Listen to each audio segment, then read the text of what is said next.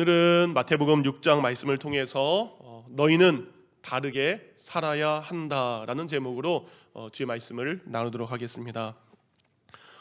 지난주 설교를 하면서 제가 담임 목회를 하면서 품었던 목회 철학이 있습니다. 저의 목회 철학은 이제 무릎과 섬김으로 나아가는 것입니다라고 말씀을 드렸죠. 네, 한번 생각을 해봤어요. 누가 나에게 이걸 얘기를 했었나? 어느 분이 조 목사 이렇게 목회해야 됩니다라고 들은 것도 없고요. 내가 목회 철학을 뭘로 할까 되게 고민하다가 생각해낸 것도 아니었습니다. 가만히 생각해 보니까 샬롯의 담임 목사로 감당하기 위해서 온 그 순간부터 너무나 자연스럽게 들은 생각이 이제 무릎과 섬김으로 나아가는 목회였습니다. 사진을 하나 보면 그때 이제 취임식 사진이에요. 그래서 그런 마음으로 제가 이렇게 선서를 했던 기억이 납니다. 그리고 그런 고백을 가지고 제가 이렇게 목회를 하겠습니다라고 했던 기억이 있습니다. 취임식 사진이에요. 그래서 여러분 취임식 사진이 더 있나 한번 찾아보니까 저희 교회 홈페이지에 당시 이런 사진들이 있었습니다. 제가 2012년에 부임해서 2013년 3월 17일 날 취임했었는데 가장 먼저 보니까 우리 김숙희 권사님, 노익수사님, 정호식 사님 뭐 8년 전이나 뭐 지금이나 전혀 안 변한 것 같습니다. 저분들이 이렇게 안내를 보고 계시네요. 다음 사진을 보면 우리 주방에서 우리 봉사하고 있는 이미선 집사님, 우리 강복자 집사님 뭐 예전이나 지금이나 똑같은 모습으로 가지고 계신 것 같아요. 세월의 흔적을 지나간 걸 발견하지 못한 것 같습니다. 또 다른 사진을 보니까 성가대가 있네요. 지금은 저희 성가대가 많지만 저 때는 보니까 7명이었어요. 7명. 7명이 취임식에 맞춰서 찬양했던 기억이 납니다. 저희 보니까 제가 사진을 이렇게 확대해서 봤어요. 확대해서 보니까 저기 이문신 권사님, 장한나 집사님, 윤모 집사님 그냥 지금이나 그때나 뭐 똑같은 것 같습니다. 근데요, 제가 다음 사진을 보고 충격에 빠졌습니다. 아시겠죠? 앞에 있는 저나 뒤에 보이는 저분이나 나이가 둘 다 똑같은데 어떻게 지금 모습과 저렇게 달라졌는지, 우리에게 무슨 일이 일어났길래 다른 분들은 다 그대로인데 저와 이춘상 입사님만 세월의 흔적을 지금 그대로 발견할 수 있었습니다.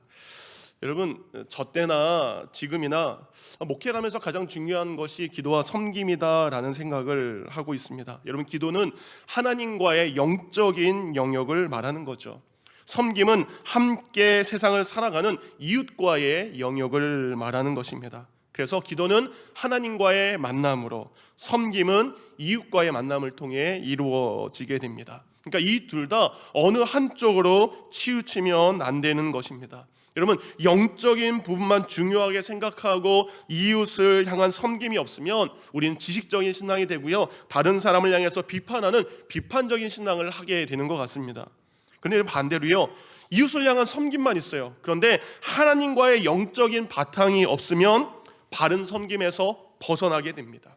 결국 자기의 의가 나타날 뿐만 아니라 그런 사람들은 이웃을 하나님께로 인도할 수 없고요, 사람을 변화시킬 수도 없습니다. 기도라는 것은 하나님과의 사랑을 바탕에서 하는 것이고, 섬김은 이웃 사랑을 바탕으로 하는 것임을 우리는 알고 있습니다. 그래서 여러분, 하나님을 향한 종교적인 의식만 빠져 있으면 여러분, 교회에서 구원해야 될 영혼과 섬김받아야 될 사람들이 그 교회에서 보이지 않게 됩니다. 반대로 교회에서 하나님 없이 이웃사랑만 강조하면 결국 교회는 사람이 주인 되고 하나님의 모습이 보이지 않게 됩니다. 그러니까 하나님이 없는 교회, 이웃사랑을 잊은 교회, 그 모습 둘 다 잘못된 신앙의 모습이라 우리는 생각할 수 있습니다.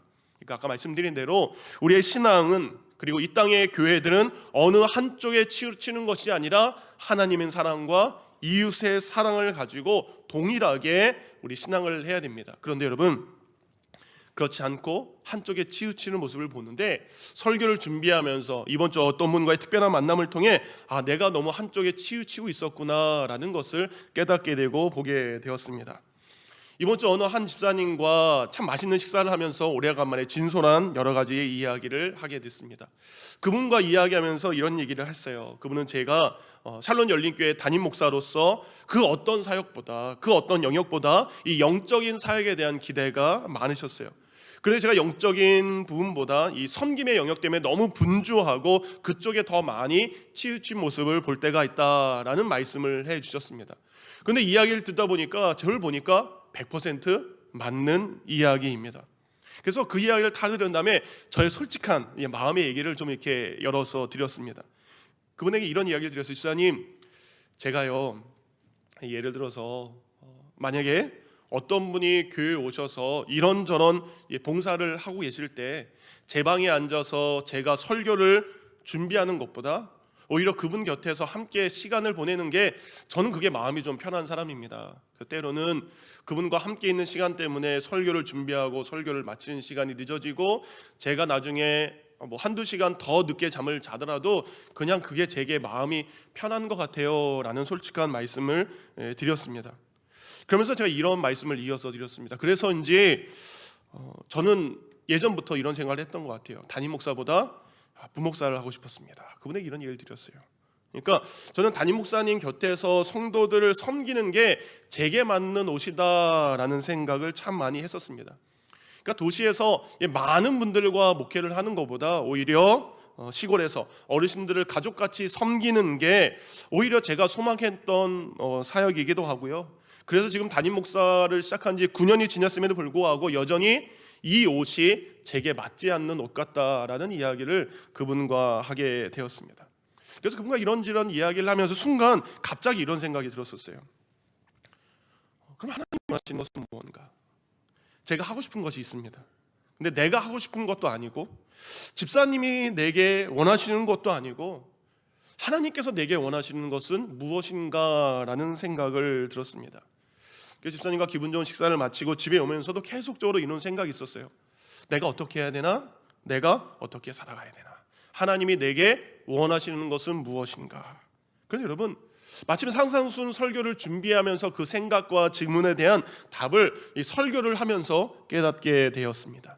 여러분, 어디에서 누구에게 어떤 사역, 어떤 목회를 하는 게 중요한 것이 아니라 어디서 누구를 대상으로 어떤 목회를 하든지 언제나 보고 계시는 하나님의 영광을 위해서 목회하는 것이 하나님께서 내게 원하시는 것이구나 라는 것을 깨닫게 되었습니다. 그러니까 저를 위해서도 아니라 사람들을 보이기 위해서가 아니라 오직 하나님의 영광만을 위해서 하는 목회가 하나님이 내게 원하시는 것이다. 그러니까 여러분, 기도도 하나님의 영광을 위해, 목회도 하나님의 영광을 위해, 그리고 섬김도 하나님의 영광을 위해, 저의 만족이나 사람을 기쁘게 하는 목회가 아니라 오직 하나님께만 영광 올려드리는 목회가 하나님이 제게 주신 귀한 믿음의 응답이었습니다.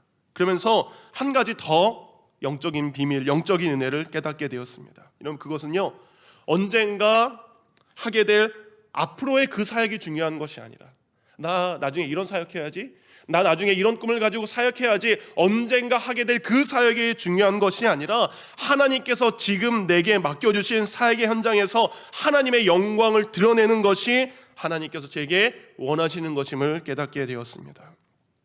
그러니까 나중이 아니라 지금 내가 있는 이곳에서 하나님의 영광을 위해 살아가는 것이 주의 영광만을 위한 목회가 되지 않나라는 생각이 들었습니다. 그래서 사랑하는 성도님들, 저나 우리 샬롯 열린교회 우리 목회자들이나 우리 교회를 위해서 헌신하는 우리 재직 집사님들이나 우리 이 모든 성도님들 다 마찬가지입니다. 우리가 오직 하나님의 영광만을 위해서 헌신하는 귀한 주의 사람이 되기를, 우리가 서로가 서로에게 기도하는 귀한 샬롯 열린교회가 되기를 주님의 이름으로 축원드립니다. 지난주 이런 설교를 드렸죠. 자신을 낮추시고 내려놓는 칙례를 통해 이제 하나님께서 보내신 구원자 메시아로서의 사역을 시작하신 예수님. 이제 그 예수님께서 이제는요, 마태복음 5장부터 7장까지 우리가 너무나 잘 알고 있는 산상수훈의 말씀을 하고 계십니다. 여러분, 아까 말씀드린 이 존 스토트 목사님이 산상수훈이라는 이런 책을 쓰셨습니다. 그 목사님이요, 책 가장 처음 시작, 그러니까 1페이지 첫 번째 줄에 이런 이야기를 하셨어요. 산상수훈은 예수님의 가르침 가운데 가장 잘 알려져 있지만 사람들이 가장 이해하지 못하는 부분이기도 하며 가장 순종하지도 않는 부분이다. 이 말로 시작해요. 우리 너무나 산상수훈을 잘 알고 있습니다.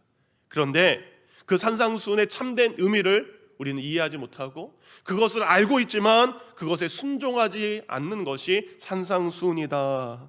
이번 하나님께서는 우리에게 산상수훈을 주신 것은 우리의 지식, 우리의 지성을 만족하기 위해서 주신 것이 아니라 우리에게 순종을 바라고 우리의 순종을 바라고 주신 말씀이 산상수훈입니다. 그래서 예수님께서는 마태복음 5장부터 7장까지 주신 이 산상수훈의 말씀을 통해 우리에게 하나님 나라의 백성들은 어떤 사람이 되어야 되는지, 그리고 하나님 나라의 백성들은 어떻게 살아가야 되는지 그것을 친히 설명하신 것이 5장부터 7장까지 나온 산상수훈입니다.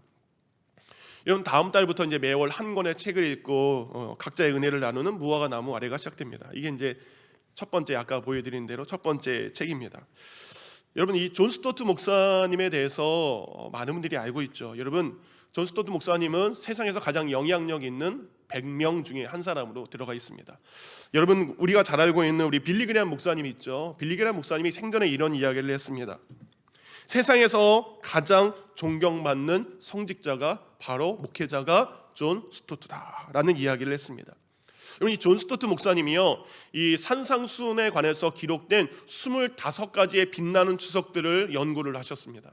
그리고 7년 동안이나 이 산상수훈의 말씀을 연구하셨어요. 그리고 묵상한 다음에 산상수훈의 핵심 구절은 바로 이것이다, 산상수훈의 핵심이다 라고 말한 것이 바로 마태복음 6장 8절이었습니다. 마태복음 6장 8절은 이렇게 말하고 있습니다. 그러므로 그들을 본받지 말아라. 여러분, 그들을 본받지 말아라 라는 말씀은 뭡니까? 너희는 그들과 다르게 살아가야 된다.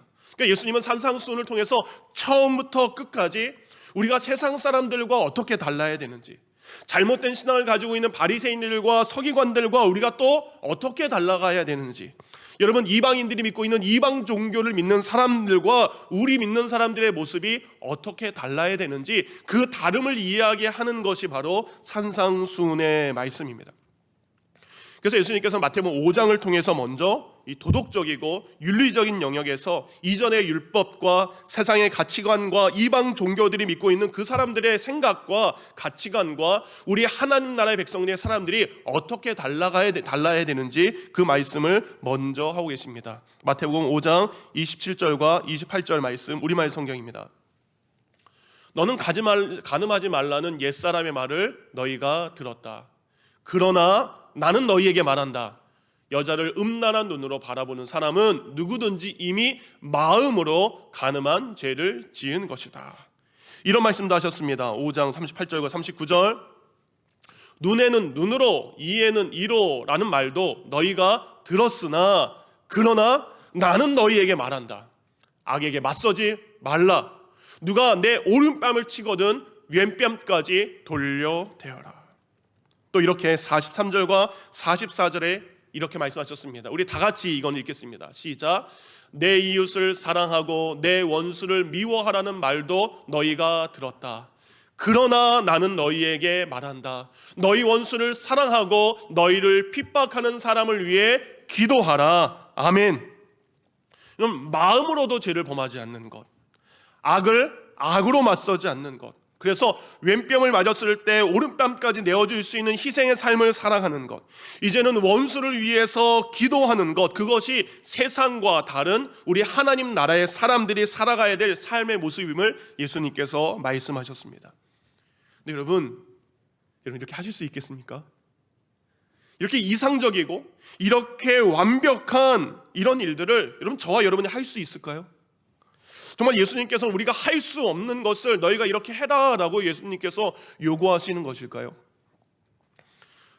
존 스토트 목사님이 책에서 이렇게 이야기를 하셨습니다. 나무가 좋으면 열매도 좋아진다.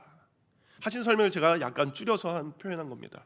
나무가 좋으면 열매도 좋아진다. 여러분, 열매가 나무를 결정하는 것이 아닙니다. 그렇죠? 나무가 열매를 결정하는 것입니다. 그래서 예수님은 산상수훈 가장 마지막 부분인 마태복음 7장 17절과 18절에 이렇게 말씀하셨습니다. 같이 읽습니다. 시작. 이와 같이 좋은 나무마다 아름다운 열매를 맺고 못된 나무가 나쁜 열매를 맺나니 좋은 나무가 나쁜 열매를 맺을 수 없고 못된 나무가 아름다운 열매를 맺을 수 없느니라. 여러분, 우리가 죄인입니다. 우리가 죄인들로서는 나쁜 열매를 맺을 수밖에 없는 우리 참 못된 나무들입니다. 그래서 우리의 능력과 우리의 다짐으로는 예수님이 말씀하신 이런 아름다운 열매들을 우리는 절대 맺을 수 없습니다. 그런데 나무가 달라지니까 열매가 달라집니다. 여러분, 이 세상에서 가장 귀하시고 가장 좋은 나무가 되신 예수 그리스도를 통해서 우리는 아름다운 열매를 맺을 수 있습니다. 여러분, 우리는 못된 나무에서 이제는 가장 좋은 나무이신 예수님 앞에 뭐예요? 접붙임을 받은 사람들입니다.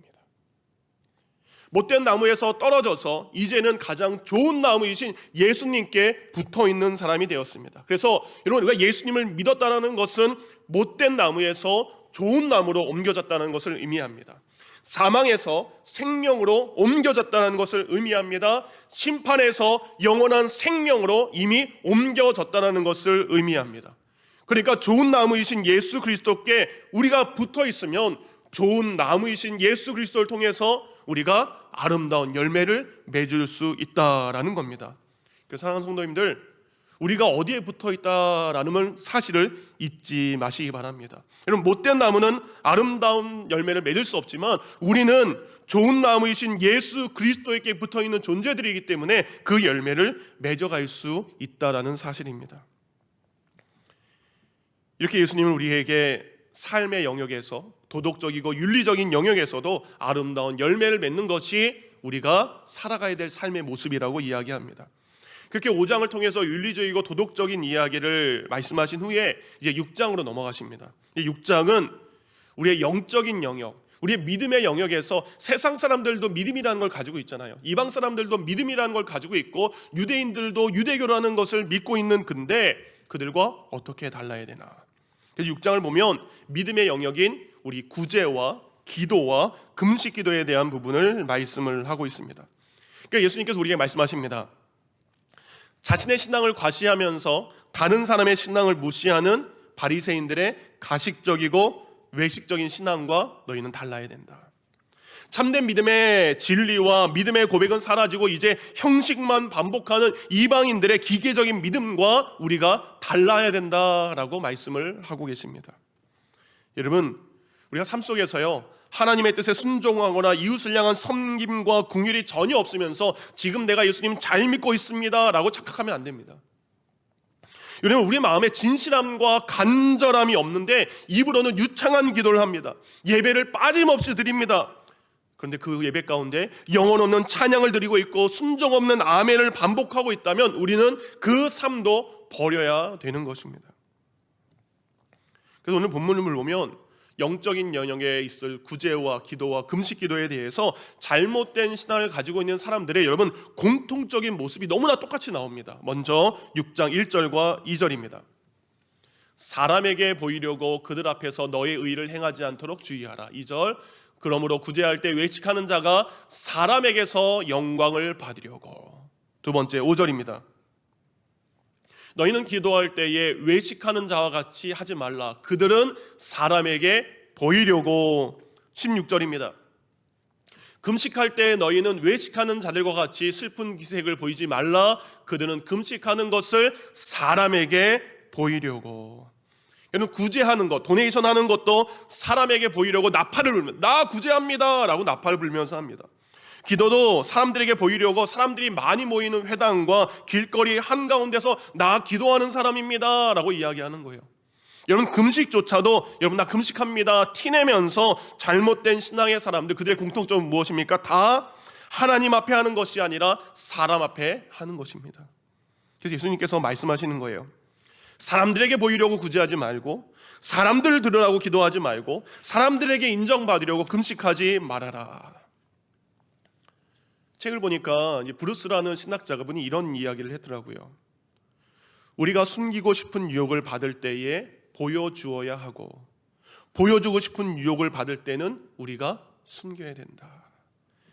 여러분, 우리의 자신의 연약함이 있죠. 그렇죠? 우리의 죄는 우리 뭐예요? 숨기고 싶은 유혹을 가지고 있습니다. 그런데 말씀하십니다. 연약함과 죄는 감추는 것이 아니라 솔직히 드러내야 됩니다. 근데 사람들은요, 자신의 자랑과 부요함은 감춰야 되는데 사람들에게 보여주고 싶고 사람들에게 드러내고 싶은 것이 우리의 마음이라는 거죠. 여러분, 사람에게는 여러 가지 욕구가 있습니다. 식욕이 있고 정욕이 있고 그리고 명예욕이라는 것이 있어서 다른 사람들에게 인정받고 칭찬받고 높여주고 싶은 욕구가 우리 모든 사람에게 다 존재합니다. 여러분, 사단이 예수님 시험했죠. 세 번째 마지막 시험이 가장 큰 시험이었죠. 어떤 시험을 하셨습니까? 사단이 예수님을 가장 높은 곳으로 데리고 옵니다. 그리고 가장 높은 자리에 내가 너를 앉혀줄 테니 예수여 너는 나를 경배하라. 내가 너를 가장 높여줄 테니 가장 높은 곳에서 너는 다른 사람들의 높은 자리에 위치하지만 내가 너 위에 있을게 라고 유혹한 것을 알 수 있습니다. 이렇게 사람은요, 자신을 드러내놓고 인정받고 싶어하는 너무나 연약한 존재가 바로 우리 인간이라는 겁니다. 그런데 이런 생각을 했습니다. 그렇다면 그래도 좀 사람들 앞에서 자랑하면 안 되나?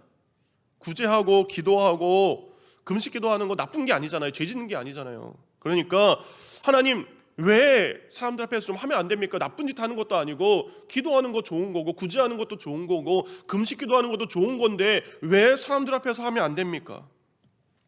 맞습니다, 여러분.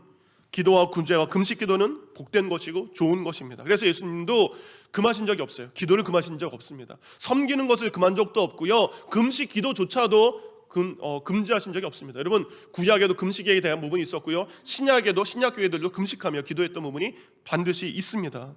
그런데 여러분, 이러한 믿음의 행동들 너무나 귀한 것이고 우리가 해야 될 믿음의 영역이지만 이렇게 귀한 믿음의 행동이라도 동기가 잘못되면, 목적이 잘못되면, 사람들 앞에서 자신을 드러내는 수단으로 사용한다면 하나님의 나라의 백성인 우리가 그것은 하나님의 영광을 가로채는 것입니다. 그리고 하나님의 영광을 가로채는 것이기 때문에 사람들 앞에서 그 일을 하지 말라는 것입니다. 세상 사람들은 그렇게 할 수 있습니다. 세상 사람들은 그렇게 해도 됩니다. 그런데 하나님을 믿는 우리가 사람에게 보이려고, 사람에게 드러내려고 그 일을 한다면 그것은 하나님의 영광을 가로채는 것이고 하나님의 영광을 가리는 일이 되기 때문입니다. 사랑하는 성도님들, 성도의 구제와 기도와 금식은요, 하나님이 기뻐하시는 거기 때문에 성경을 보니까요, 여러분 오늘 성경 말씀에 계속적으로 나오는 게 뭐냐면 상이라는 단어입니다. 여러분, 기도할 때 상 주십니다. 구제할 때 상 주시고요, 금식 기도할 때 상 주십니다. 왜 그렇습니까? 구제는요, 궁핍한 이웃을 섬기는 겁니다. 기도는 하나님의 얼굴을 구하면서 그분만 의지하겠다는 거 아닙니까? 금식은 또 뭡니까? 하나님 앞에 나를 부인하고 나를 내려놓고 그만큼 간절하게 내가 하나님만 바라보겠습니다라고 하는데 하나님이 이런 사람들에게 왜 상을 안 주시고 은혜를 안 베푸시겠습니까? 당연히 이런 이들에게 주시는 상이 있다라는 겁니다. 여러분, 2006년 29살의 한 미국 청년이요, 미국에서 삶을 잠시 내려놓고 아르헨티나로 여행을 떠나게 됩니다. 힘든 마음을 내려놓고 아르헨티나 가서 보니까 사람들이 되게 생기가 발랄해요. 남미 사람들의 그 흥겨움 있지 않습니까? 그런데 그들의 흥겨움과 다르게 어느 순간부터 이 29살 청년의 마음에, 눈과 마음에 한 가지 무거운 짐이 생기게 되었습니다. 아이들의 얼굴은 참 밝습니다. 그런데 눈을 내려서 아이들의 발을 보니까 애들이 다 맨발이에요. 아이들이 신발을 신지 않고 뛰어다닙니다. 그리고 좀 더 자세히 다가가서 그 아이들의 발을 보니까 발이 붓고 병들어서 온갖 투성의 상처가 아이들에게 있었고, 또 알아보니까 그것을 통해서 발이 잘리는 아픈 일들이 그들 가운데 많았다는 겁니다. 맨발로 출입이 금지되어 있는 학교가 수두룩해서 신발이 없어서 학교를 가지 못하는 아이들이 있었다고 합니다. 어떤 가족은요, 가족이 신발이 하나밖에 없어서 이 아이가 학교 갔다 오고 그 다음에 얘가 또 이렇게 갔다 오는 일들이 있었다고 합니다. 그때 떠오른 생각이 바로 이것입니다. 아이들을 위해서 신발을 주자, 아이들에게 신발을 기부하는 사업을 해보자라는 고민을 가지고 미국으로 오게 됩니다. 그리고 그는 신발의 이름을 이렇게 지게 됩니다. 내일의 신발이란 뜻으로 Tomorrow's Shoes라는 브랜드를 만들게 됩니다. Tomorrow's Shoes, 내일의 신발. 그것을 줄여서 이 탐스라는 신발 브랜드를 하나를 만들게 됩니다.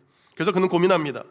내가 신발 한 켤레를 만들어서 사람들에게 팔 때마다 제3세계 다른 어려운 나라 아이들에게 또 다른 신발을 하나 보내자. 그래서 여러분 원포원이라는 일을 시작을 하게 됩니다. 여러분 인턴 직원 3명으로 시작된 이 탐스는요, 창업 10년 만에 전 세계에 수많은 매장을 거느린 큰 기업으로 성장했습니다. 그리고 전 세계 아이들에게 여러분 자그만치 1억 켤레의 신발을 기부할 수 있는 놀라운 일들을 했다라고 합니다. 그런데 탐스에 대한 여러 가지 기사를 찾아보면서 이런 안타까운 기사를 보게 되었어요. 탐스가 최대 위기에 빠졌다. 여러분 처음에 이 사업을 시작했던 그 청년은 어느 순간 돈을 받고 이 회사를 다른 회사에 팔게 됩니다. 순수했던 기부 정신이 사라지게 됩니다. 더 좋은 신발과 더 좋은 디자인과 더 좋은 품질을 연구해야 되는데 기부로 변질이 됐다는 혹평을 듣기 시작합니다. 왜냐하면 제3세계 아이들을 돕는 기부의 목적으로 자신의 물건을 파는 것이 아니라 더 많은 물건을 팔기 위한 목적으로 기부라는 것을 사용했다라는 것을 돌아섰다라는 기사를 봤습니다. 그러니까 내 이익을 위해서 기부를 이용했다라는 것으로 돌아선 혹평의 기사를 보면서 큰 사업의 위기가 그들에게 찾아왔다라는 이야기를 들었습니다. 여러분 사람들을 자신을 위해서 구제할 때 자신들을 위해 사람들을 구제할 때 사람들의 인정도 받고요, 사람들의 박수를 받는 상을 받을 수 있습니다. 약간의 유익이 있습니다. 그런데 여러분 성경은 그것이 끝이라고 이야기합니다. 6장 3절 이렇게 돼 있어요. 그들은 자기 상을 이미 받았느니라. 사람들 앞에서 자신을 드러내놓고 기도한 사람, 그들도 사람들에게 인정받고 대단한 믿음을 가지고 이 사람이라고 칭찬받을 수 있습니다. 그런데 그것이 끝이라고 이야기합니다. 5절입니다. 그들도 자기 상을 이미 받았느니라. 나 금식합니다 얼굴을 흉하게 하면서까지 사람들 앞에 기도하는 사람들, 저 사람 금식하는 사람이야 라는 존경을 받을 수 있습니다. 그런데 그것이 끝입니다. 16절입니다. 그들은 이미 자기 상을 받았느니라. 자기의 영광을 위해서 사람에게 보이려고 하는 구제와 기도와 금식 기도는 여러분 잠깐 울렸다가 사라지는 메아리처럼 허무하게 끝나고 사라지는 것임을 예수님은 우리에게 말씀을 하고 계십니다. 그렇다면 여러분 이제부터 우리가 우리의 손을 가지고 우리의 물질을 가지고 우리의 시간을 가지고 무엇인가를 하려고 할 때 우리는 여러분 우리의 중심의 생각을 살펴보는 것으로 그 뜻을 헤아려야 됩니다. 요한복음 12장 43절에 이런 말씀이 있습니다.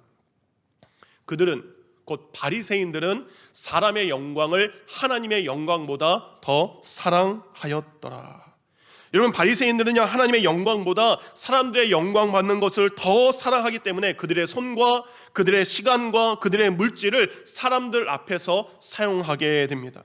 한 손에는 동전 한 입을 들고 한 손에는 나팔을 들고 내가 구제함을 알리는 것, 그 모습이 오늘 나에게도 있지 않은가 우리의 중심의 생각을 점검해 봐야 됩니다.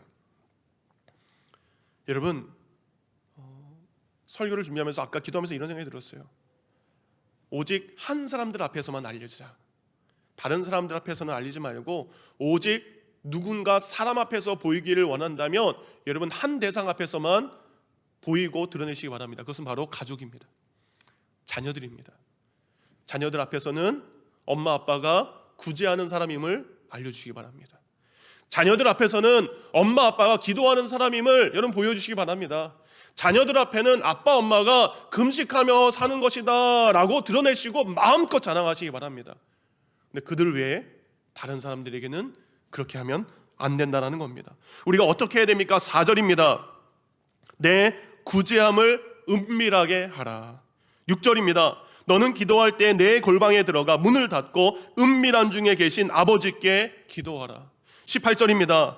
이는 금식하는 자로 사람에게 보이지 않고 오직 은밀한 중에 계신 내 아버지께 보이게 하려 함이라.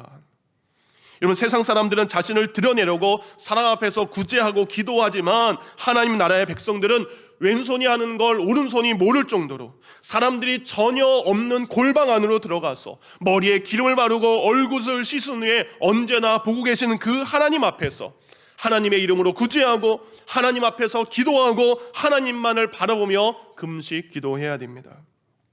말씀의 결론입니다. 사단은요, 세상은요 우리에게 이렇게 말합니다.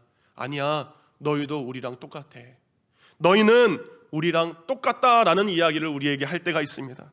여러분 사단은요 하나님의 영광을 위해 살도록 부름받은 우리가 자신들과 똑같은 세상의 백성임을 우리에게 말합니다. 그래서 우리가 하나님의 백성임을 잊게 만듭니다. 자신과 어울려서 세상 속에서 세상 사람들과 똑같은 모습을 가지고 살라고 이야기합니다. 시편 106편 35절 36절입니다. 그들과 어울려 못된 풍습을 배우며 그들의 우상을 섬겼으니 그것이 그들에게 덫이 되고 말았다. 여러분, 세상 사람들과 어울려 세상 사람들과 믿음의 사람들이 똑같은 모습으로 살아갈 때 우리는 덫에 빠질 수 없고 빠질 수밖에 없고 시험에 빠질 수밖에 없습니다. 그래서 여러분, 하나님께서 구약의 선지자들 통해서 오늘 예수님을 통해서 우리에게 하실 말씀이 뭡니까? 너희가 누구인지 알아라. 너희는 다르게 살아가야 된다. 너희는 세상과 다르게 살아가야 될 사람들입니다. 여러분, 우리가 어떤 사람입니까? 베드로전서 2장 9절 말씀을 읽음으로 설교를 마치도록 하겠습니다. 우리는 이런 사람입니다. 같이 있습니다. 시작. 그러나 너희는 택하신 족속이요 왕같은 제사장들이요 거룩한 나라요 그의 소유가 된 백성이니 이는 너희를 어두운 데서 불러내어 그의 기이한 빛에 들어가게 하신 이의 아름다운 덕을 선포하게 하려 하심이라. 아멘. 우리는 예수 그리스도의 은혜로 말미암아 하나님의 택함을 받은 거룩한 족속입니다. 왕같은 제사장들입니다. 거룩한 하나님의 나라의 백성들입니다. 하나님께서 우리를 하나님의 나라의 백성에 삼으신 이유는 뭡니까? 우리를 어두운 데서 불러내어서 하나님의 영광을 선포하기 위해서 우리를 구원하신 줄 믿습니다. 여전히 자신의 영광을 드러낸 사람은 어둠 가운데 머물러 있는 사람입니다. 이제 우리로 하여금 어둠 속에서 불러내신 그 예수님, 그 예수님을 통해 하나님께 영광 올려드리면서 저 세상 사람들과는 다르게 살아가는 저와 여러분이 되기를 우리 주 예수님의 이름으로 축원드립니다. 여러분이 한 가지만 기억하시기 바랍니다. 좀 이따가 우리가 이런 찬송을 할 텐데 당신의 그 섬김이라는 찬양이에요. 거기에 이것이 있습니다. 주님이 기억하시면 족하리. 주님이 기억하시면 족하리. 섬김과 순종과 충성과 헌신이 이 땅에서 빛나는 것이 아니라 저 천국에서 빛나는 것, 그것이 오늘 우리에게 주시는 말씀인 줄 믿습니다.